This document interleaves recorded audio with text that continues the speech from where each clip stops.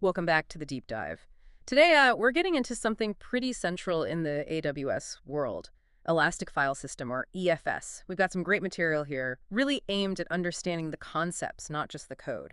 So our mission is to, break down the key things you need to know about EFS. What is it, and why should you care? Right. And EFS, at its heart, it's basically a scalable, fully managed file system, Right. specifically a network file system, or NFS.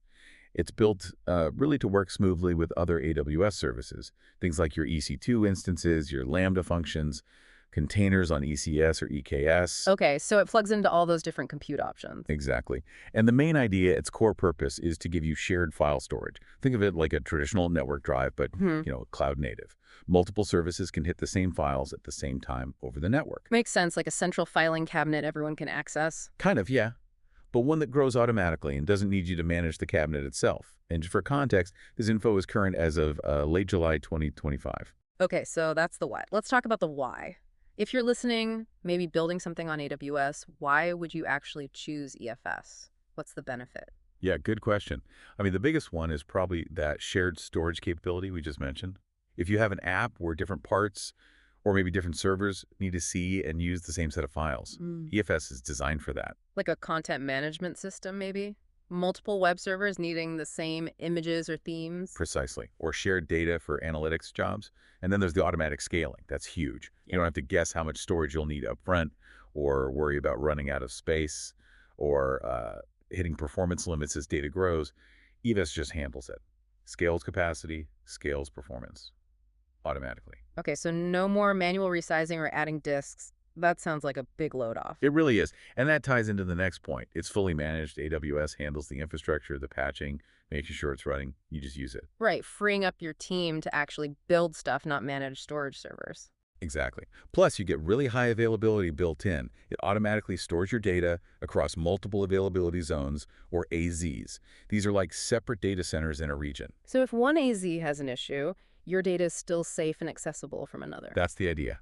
High availability and incredible durability, too. And it works across different environments, Linux instances, containers, even serverless with Lambda. Very flexible. Okay, so it sounds powerful, but how does it actually work under the hood? Like, conceptually, what's going on? Conceptually, it's actually pretty neat. You start by creating a file system within a specific AWS region. As soon as you do that, EFS starts replicating your data across those multiple AZs we talked about. That's where the high availability and durability come from. We're talking like 11 nines of durability, 99.9999999%. Your data is extremely safe. 11 nines. Wow. Okay, so the data's spread out. How do my applications actually connect to it? Right, so you create these things called mount targets. Think of them as network endpoints, like a specific address within your virtual network for each AZ where you need access.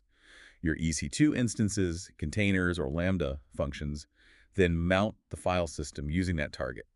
To the application, it just looks like a regular directory, a folder it can read from and write to. Ah, okay, so the mount target is the ridge between the application and the distributed file system. Exactly.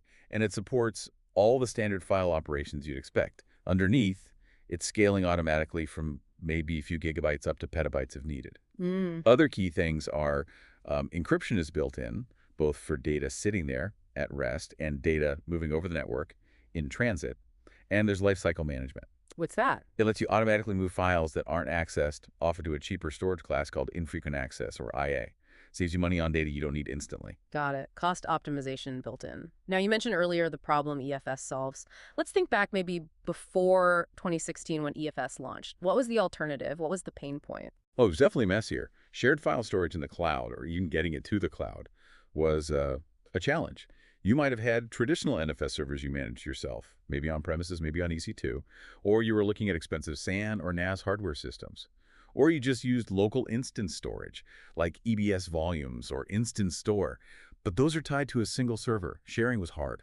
Right. So difficult to scale, complex to manage, maybe single points of failure. Absolutely. Scalability limits were a big one. Managing the servers, the patching, the backups, it was a lot of operational overhead. And if that single NFS server went down, big problems. EFS tackled all that head on. Automatic scaling gets rid of manual upgrades. Being fully managed means AWS does the heavy lifting. Multi-AZ replication gives you that high availability you didn't easily get before.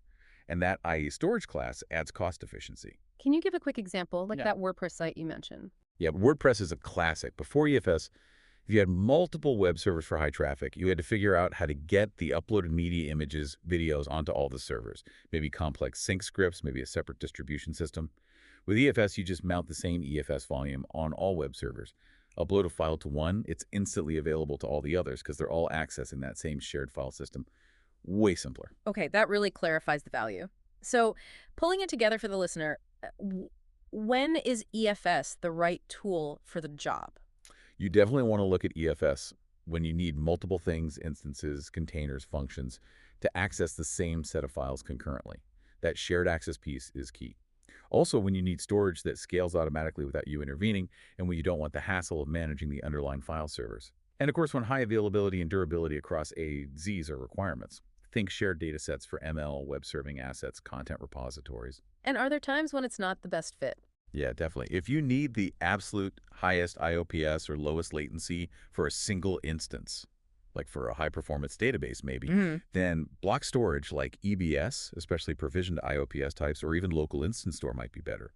EFS is network attached, so there's inherent network latency. Okay. And obviously, if your application's data doesn't actually need to be shared across multiple clients, then maybe simpler block storage attached to just one instance is sufficient and potentially cheaper or faster for that specific use case. Makes sense. Choose the right tool for the specific need. At the end of the day, EFS really did shift how we think about shared file storage in the cloud. It took away a huge amount of complexity. It really sounds like it abstracted away a major infrastructure headache. So, thinking about that kind of simplification, here's something for you, the listener, to ponder. Given how EFS streamlined shared storage, what other complex, maybe traditionally tricky IT challenges do you think could really benefit from that same model, a fully managed, automatically scaling cloud service?